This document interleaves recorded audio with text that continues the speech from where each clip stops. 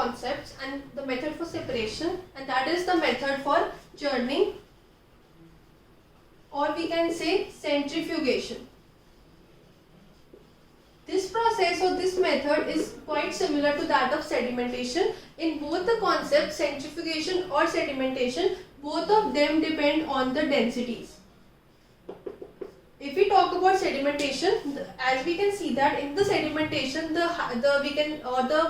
those particles which are very heavy or they have high density will settle at the bottom, and those which have lighter density or they have lighter substances will remain at the top. Similar is the case with centrifugation. Both of them depends on the densities. Let us discuss the complete process of centrifugation. Basically, this process can be done with the help of an hand or by electricity. There are dedicated machines to do the centrifugation which are known as centrifuge or centrifugal machines. Suppose I want to remove a substance. Suppose there is cream and butter. This process is basically done in the dairies. So if I want to remove the butter from the cream, this can be done with the help of centrifugation. So this type of mixture is first kept in the test tubes, and then these test tubes are then kept in the centrifugal machine or the centrifuge. Now when these test tubes are placed in this machine and the electricity is being switched on, it starts to rotate at very high speed. That means centrifugation depends on the rotation, or it is basically done when the machine or the centrifugal machine rotates at very high speed.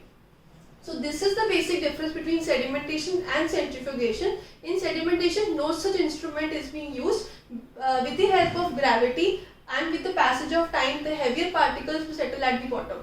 But in the centrifugal machines, we rotate the instrument or we rotate the test tubes at very high speed so that the higher substance will settle at the bottom and the lighter particles remain at the top.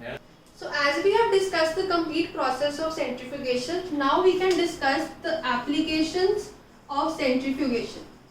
So the first application of centrifugation is in the dairies to separate the butter from the cream. Now when we do this process, the cream being the heavier particle will settle at the bottom and the butter will remain at the top. So we can remove the butter from the cream. So the first application is in the use in dairies.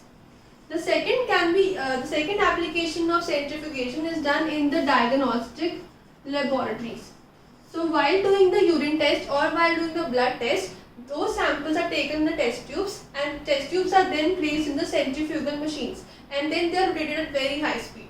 So after rotation, the heavier substance, or we can say the impure blood which contains various germs, will settle at the bottom and the pure blood will remain at the top. So after that we can find out the type of disease that person is having. This is how the laboratory testing can be done with the help of centrifugation.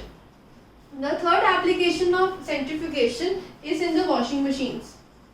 So in the washing machines, when the clothes are rotated at very high speed, the excess water is drained out of the washing machine so that the clothes remain dry.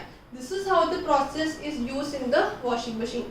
So this was the concept of centrifugation, which is actually the difference between this process and sedimentation is the method of rotation. In sedimentation there was no rotation, but in centrifugation, because the sedimentation is very slow, these butter particles or the impure blood, like in the laboratories, will take lot of time to settle at the bottom. Hence we rotate at very high speed so that the densities which are high densities settle at the bottom and the lesser densities will remain at the top.